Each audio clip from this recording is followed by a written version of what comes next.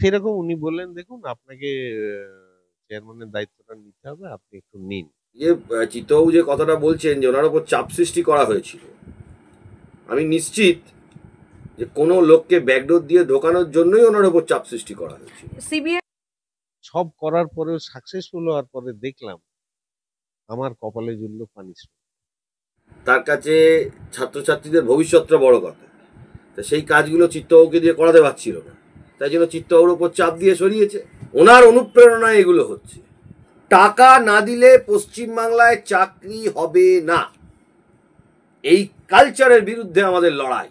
School service commission বলুন, প্রাথমিক বলুন, পশ্চিমবাংলার যত এক্সামিনিং বডি আছে বলুন, এগুলো বর্তমানে আর এক্সামিনিং বডি নেই। এগুলো বাজার থেকে বেআইনি টাকা তোলার ইনস্টিটিউট হয়ে গেছে। আর তার নেতৃত্বে রয়েছে হলো বাংলার মুখ্যমন্ত্রী মমতা বন্দ্যোপাধ্যায়। শিক্ষকদের মধ্যে 6,000-এর ওপর টেন্টেড আছে। আমি আপনাকে কুণাল ঘোষ সারদার টাকা মেরে গাড়ি করে ঘুরে বেড়ায়, আর সুমন বিশ্বাসরা নিজেদের জীবন শেষ করে আবার পরীক্ষায় বসেছে। ভুল কিছু বলেছে বলে আমার মনে হয় না। উনি একজন শিক্ষিত ব্যক্তিত্ব, ইন্টেলেকচুয়াল, এবং ব্যক্তিগতভাবে আমি ওনাকে চিনি। উনি এই চিত্তবাবু স্কুল সার্ভিস কমিশনে অনেক নতুন জিনিস তিনি ইন্ট্রোডিউস করেছিলেন যখন তিনি প্রথম চেয়ারম্যান হয়েছিলেন। স্কুল সার্ভিস কমিশনের কালচারটা পুরো একদম কর্পোরেট কালচার ছিল। সারা রাজ্য থেকে ইনস্ট্রাকশন আসতো স্কুল সার্ভিস কমিশনে, প্রায় 2-3 ঘন্টার মধ্যে ইনস্ট্রাকশন চলে আসতো। এবং আগে যত চেয়ারম্যান ছিল স্কুল সার্ভিস কমিশনের, আমি মামলা করতে গিয়ে দেখেছি যে স্কুল সার্ভিস কমিশন যদি কোনো ভুল করত তাহলে সেটা তারা কোর্টে স্বীকার করে নিত। এই ভুল বলা, ছাত্রছাত্রীদের জীবন নিয়ে ছিনিমিনি করা, তাদের জীবনটাকে শেষ করে দেওয়া, স্টুডেন্টসদের জীবন শেষ করে দেওয়া, এই জিনিস স্কুল সার্ভিস কমিশন করতো না। এবং স্কুল সার্ভিস কমিশনের নীতি ছিল যারাই পরীক্ষা দিচ্ছে সবাই ছাত্র। এত বড় একটা ইনস্টিটিউট চলছে, এখানে যদি ছোটোখাটো কিছু ভুল হয় বা কোনো মেজরও ভুল হয়, সেটা আমরা মেনে নেব এবং ছাত্রদের সাথে আমরা কোঅপারেট করে চলব। এই পার্থ চট্টোপাধ্যায় যখন তৃণমূল সরকারে আসে, সিস্টেমটা বদলে যায়। তার কারণ হচ্ছিল টাকা দিয়ে চাকরি বিক্রি হয়, এক্সামিনিং বডি থেকে কোয়েশ্চেন বিক্রি হয়। এই যে তৃণমূলের নেতা মন্ত্রীগুলো দেখছেন, এরা কোয়েশ্চেন বিক্রি করা থেকে শুরু করে চুরি, ছিনতাই, এইসব করেই এদের অভ্যস্ত। এই যে চিত্তবাবু যে কথাটা বলছেন যে ওনার ওপর চাপ সৃষ্টি করা হয়েছিল, আমি নিশ্চিত যে কোনো লোককে ব্যাকডোর দিয়ে ঢোকানোর জন্যই ওনার ওপর চাপ সৃষ্টি করা হয়েছিল। সিবিআই পদত্যাগ তো লোকে এমনি এমনি করবে না। আর চিত্তবাবু যথেষ্ট ভালো কাজ করছিলেন। স্কুল সার্ভিস কমিশন বলুন, প্রাথমিক বলুন, পশ্চিমবাংলার যত এক্সামিনিং বডি আছে বলুন, এগুলো বর্তমানে আর এক্সামিনিং বডি নেই। এগুলো বাজার থেকে বেআইনি টাকা তোলার ইনস্টিটিউট হয়ে গেছে। আর তার নেতৃত্বে রয়েছে হলো বাংলার মুখ্যমন্ত্রী মমতা বন্দ্যোপাধ্যায়। আমি বলছি ওনার অনুপ্রেরণায় এগুলো হচ্ছে, ওনার অনুপ্রেরণায়।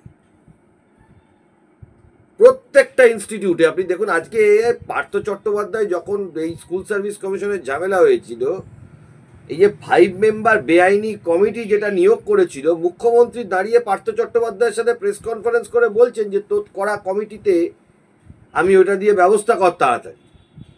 তো উনি জানেন না এটা আমরা বলবো কি করে? বাংলাতে চুরি চুরি চুরি, প্রত্যেকটা ডিপার্টমেন্টে চুরি। টাকা না দিলে পশ্চিমবাংলায় চাকরি হবে না, এই কালচারের বিরুদ্ধে আমাদের লড়াই, এবং এই লড়াইয়ে আমরা জিতব। যাদের নাম বলছেন তৃণমূলে, এরা হলো ল্যাম্পপোস্ট। আবারও আমি বলছি, তৃণমূলে এদের দিয়ে কাজ করানো হচ্ছে। এরা হলো কর্মচারী, এরা কর্মচারী। যা কিছু নির্দেশ আসে তৃণমূলে, সেটা হলো মালিকের থেকে, মালিক মমতা বন্দ্যোপাধ্যায়। এই কর্মচারীরা এরা গিয়ে মালিকের কথাটা ওদেরকে বলে চাপ দিয়েছে। তাই এই কর্মচারীদের কথা না বলে তৃণমূলের মালিকের কথা বলতে লাগবে। এটা বেরিয়েছে। সিবিআই অনেক কম সংখ্যা দিচ্ছে, ওটা 183 হবেই না, ওটা 1000-এর ওপর আছে। সিবিআই ধরতে পারেনি না, আবার এই যে চিটারগুলো কিছু গলত করে দিয়েছে সেটা বলতে পারবো। এবং আমি আপনাকে বলে দিই, শুনুন, পশ্চিম বাংলাতে অধঃপতন থেকে অধঃপতনের দিকে যাচ্ছে, এবং প্রত্যেকটা সেক্টরে, শুধু স্কুল সার্ভিস কমিশন না, টাকা দিয়েই কাজ হয়। আপনি কিসের ভিত্তিতে বললেন যে 183 জনের সংখ্যাটা কম বা বেশি? তৃণমূল এত কমে কাজ করে না, তৃণমূল আরো বড় ফিগারে কাজ করে। এই যে 26,000 দেখছেন না, এই টেন্টেডদের লিস্ট বেরিয়েছে 1800। ওটা 1800 না, মিনিমাম 6000 টেন্টেড আছে। শিক্ষকদের মধ্যে, এই গ্রুপ সি গ্রুপ ডি বাদ দিয়ে বলছি, শিক্ষকদের মধ্যে 6000-এর ওপর টেন্টেড আছে। আমি আপনাকে বলছি, তো নাকতলার বাড়িতেই তো তৈরি হবে। আরো দুটো জায়গা মিস করে গেছে সিবিআই, একটা হলো কালীঘাট, একটা কালীঘাটটা কেন মিস করে গেল সেটাই বুঝতে পারছি না। এটা এইটাই নিয়ে আমার সিবিআই এর ওপর আপত্তি। নাকতলার বাড়িতে তৈরি হতো, সেটা হচ্ছিল কালীঘাট থেকে তৈরি হয়ে নাকতলায় যেত, নাকতলা থেকে এসএসসিতে যেত। কালীঘাটটা কেন সিবিআই বললো না, এইটাই নিয়ে আমার সিবিআই এর ওপর আপত্তি। নিয়োগ, চিত্তবাবুকে তখন নিয়োগ করেছিল কারণ বামফ্রন্টের বিরুদ্ধে একটা লড়াই চলছিল তখন পশ্চিমবাংলায়, তো সেখানে কিছু সামনের সারিতে কিছু গুড ইমেজকে রাখতে হতো, তাই জন্য চিত্তবাবুকে রেখেছিল। এখন চিত্তবাবুকে রাখার পরে দেখছে চিত্তবাবু সততার সাথে কাজ করতে চাইছে, কারণ তার কাছে রাজনীতি বড় কথা না, তার কাছে ছাত্রছাত্রীদের ভবিষ্যৎটা বড় কথা। তো সেই কাজগুলো চিত্তবাবুকে দিয়ে করাতে পারছিল না, তাই জন্য চিত্তবাবুর ওপর চাপ দিয়ে সরিয়েছে।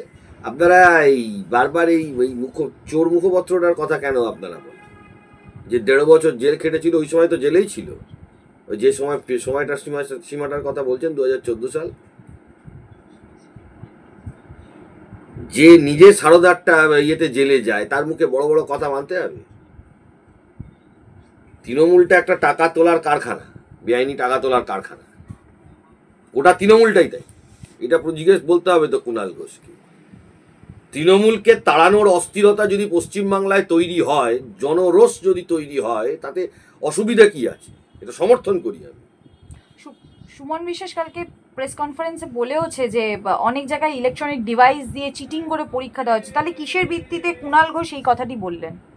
ওনার গদি যদি চলে যায়, পিসি যদি চলে যায়, তাহলে ওনারা তো আর বাংলায় থাকতে পারবেন না, তাই জন্য সবসময় এটা করছে।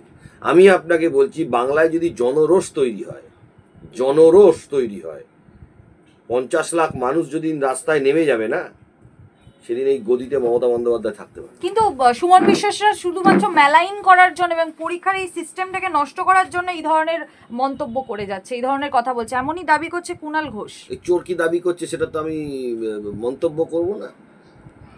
কুণাল ঘোষ সারদার টাকা মেরে গাড়ি করে ঘুরে বেড়ায়, আর সুমন বিশ্বাসরা নিজেদের জীবন শেষ করে আবার পরীক্ষায় বসেছে।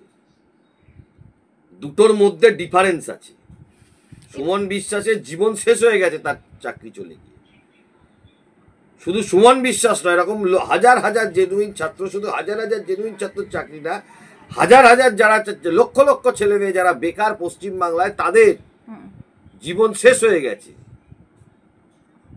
তো তারা অস্থিরতা তৈরি করবে না তো কি করে? তাদের মনটাই তো অস্থির হয়ে গেছে, জীবনটা শেষ হয়ে গেছে, অন্যায়টা কি করেছে তারা?